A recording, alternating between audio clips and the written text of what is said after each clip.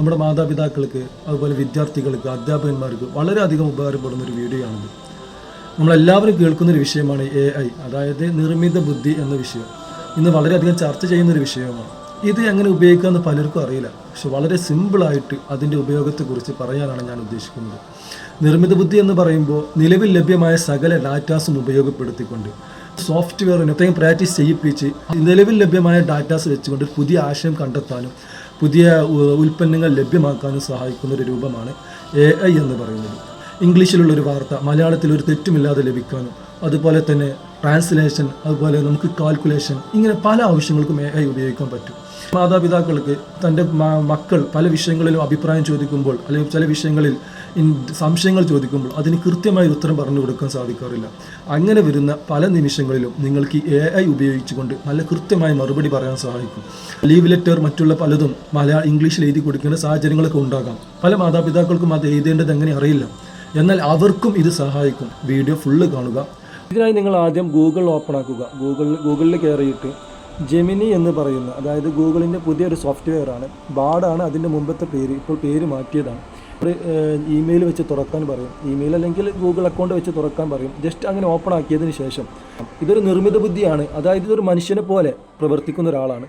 അപ്പോൾ അദ്ദേഹത്തോട് ഒരു മനുഷ്യനോട് ചോദിക്കുന്ന പോലെ ചോദിച്ചാൽ കൃത്യമായൊരു ഉത്തരം പറയും. നമ്മൾ വേറെ എന്തെങ്കിലും എഴുതിയിട്ട് കാര്യമില്ല.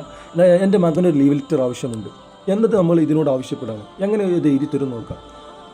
5ാം ക്ലാസ്സിൽ പഠിക്കുന്ന എൻ്റെ മകൻ സവാദിന് പനിയായതിനാൽ ഒരു ലീവ് ലെറ്റർ സ്കൂളിലേക്ക് എഴുതി കൊടുക്കേണ്ടതുണ്ട്. അത് ഇംഗ്ലീഷിൽ എഴുതി തരാമോ? ഇനി നോക്കൂ നിങ്ങൾ, 15 ഫെബ്രുവരി 2024, പ്രിൻസിപ്പാൾ, സ്കൂളിൻ്റെ name, school address, dear sir madam, I am writing to inform you that. കണ്ടോ, നിങ്ങൾക്കൊക്കെ ഇനി അവിടെ മകൻ്റെ പേര് എഴുതാം. ഇത്രയേ ഉള്ളൂ.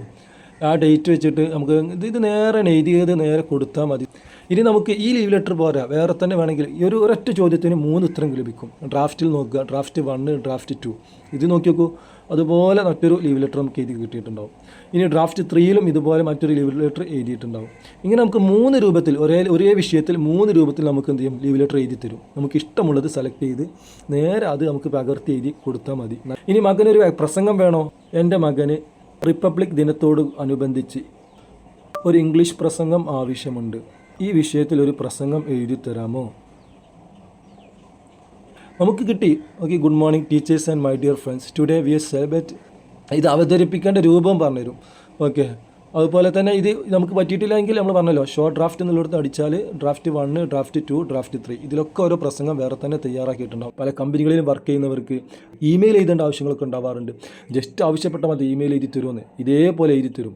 ഇതെനിക്ക് ഇംഗ്ലീഷിലാണുള്ളത്, മലയാളത്തിൽ അറിയാൻ താല്പര്യമുണ്ട്. ജസ്റ്റ് എന്ത് ചെയ്യുക, ഓൾ സെലക്ട് അടിച്ച് കോപ്പി ചെയ്യുക, കൊണ്ടുവന്ന് ജസ്റ്റ് പേസ്റ്റ് ചെയ്യുക. എന്നിട്ട് എന്ത് ചെയ്യുക, ഇതൊന്ന് മലയാളത്തിലേക്ക് ആക്കി തരാമോ? ഉണ്ടോ, മലയാളത്തിൽ നിങ്ങളുടെ ആവശ്യം നിറവേറ്റുന്ന ഒന്നിലധികം കീബോർഡുകൾ ലഭ്യമാണ്. പക്ഷേ ഏറ്റവും വേഗതയുള്ളതും വോയിസ് ടൈപ്പിംഗ്, കൈയെഴുത്ത്, സ്റ്റിക്കറുകൾ എന്നിവ പിന്തുണക്കുന്നതും ഏതാണെന്ന് നിങ്ങൾ ചോദിക്കുന്നു. ഇംഗ്ലീഷ് മലയാളം കീബോർഡ് ഉണ്ടോ, ഇത് നേരെ അവിടെ എഴുതിയതിൻ്റെ നേരെ മലയാളമാണ് ഇപ്പോൾ ഈ വരുന്നത് കേട്ടോ. നമുക്ക് വായിക്കാനും നേരെ അല്ലെങ്കിൽ കേൾപ്പിച്ചും തരും. ജസ്റ്റ് ഈ സ്പീക്കർ ഇട്ട് കൊടുത്താൽ മതി. മലയാളത്തിൽ നിങ്ങളുടെ ആവശ്യം നിറവേറ്റുന്ന ഒന്നിലധികം കീബോർഡുകൾ ലഭ്യമാണ്. പക്ഷേ ഏറ്റവും വേഗതയുള്ളതും വോയിസ് ടൈപ്പിംഗ്, കൈയെഴുത്ത്, സ്റ്റിക്കറുകൾ എന്നിവ പിന്തുണയ്ക്കുന്നതും ഇങ്ങനെ നമുക്ക് എന്ത് ചെയ്യാം, മലയാളത്തിൽ തന്നെ ഇതിന് ഉത്തരങ്ങൾ പറഞ്ഞുതരും. ഗൂഗിൾ ട്രാൻസ്ലേറ്റിൻ്റെ പ്രത്യേകത കൃത്യമായൊരു ട്രാൻസ്ലേഷൻ ഒന്നും ആവില്ല. സ്ഥാനത്ത് ഈ ജെമിനിയിൽ കൊണ്ടുവന്ന് ഇത് മലയാളത്തിലാക്കി തരുമോ അല്ലെങ്കിൽ ഇംഗ്ലീഷിലാക്കി തരുമോ ഉറുദുവിലാക്കി തരുമോ എന്ന് ചോദിച്ചാൽ നല്ല ഉഷാറാക്കിയിട്ട് തയ്യാറാക്കി തരും. അതുപോലെ അധ്യാപകന്മാർക്ക് ഇത് ഉപയോഗപ്പെടുത്താൻ പറ്റും. പല വിഷയത്തിലും സംശയങ്ങളുണ്ടെങ്കിൽ ഇത് ചോദിച്ചാൽ മതി, മലയാളത്തിൽ ചോദിച്ചാൽ മതി. അത് ഇംഗ്ലീഷിൽ വേണമെങ്കിൽ അങ്ങനെ പറയും, അറബിയിൽ വേണമെങ്കിൽ അങ്ങനെ പറയും, ഉറുദുവിൽ വേണമെങ്കിൽ അങ്ങനെ പറയും. ഏത് ഭാഷയിലും പറഞ്ഞു തരും. ഇതുപോലുള്ള നല്ല ഉപകരിക്കുന്ന വിവരങ്ങൾ ഇനിയും നിങ്ങൾക്ക് ലഭിക്കണമെങ്കിൽ എൻ്റെ ചാനൽ ഫോളോ ചെയ്യാൻ മറക്കരുത്.